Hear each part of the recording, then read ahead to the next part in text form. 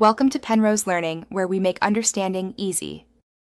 You start by confirming the specific port that actually uses the RTX 3050 Ti. Consult the laptop's manual now. Once done, pick a proper cable, HDMI 2, 0/2, 1 or display port 1, 2/1, 4 or a USB-C/Thunderbolt cable that supports DisplayPort Alt mode.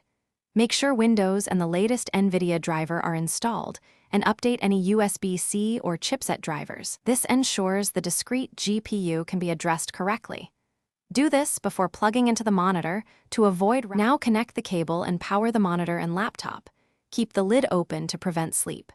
Next, open Windows Display Settings and detect the external screen, then choose Extended or Primary and set the native resolution and refresh rate.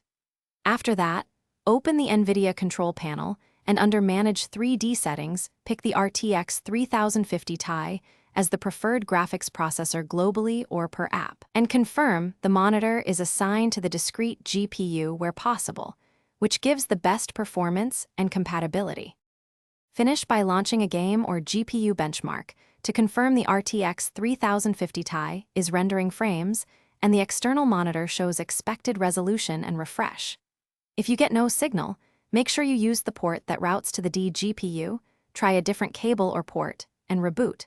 Some laptops require a BIOS option to enable USB-C DP Alt mode or discrete GPU pass-through. As a troubleshooting tip, update drivers, test another display, and force the RTX 3050 Ti per app in Windows graphics settings if things still fail.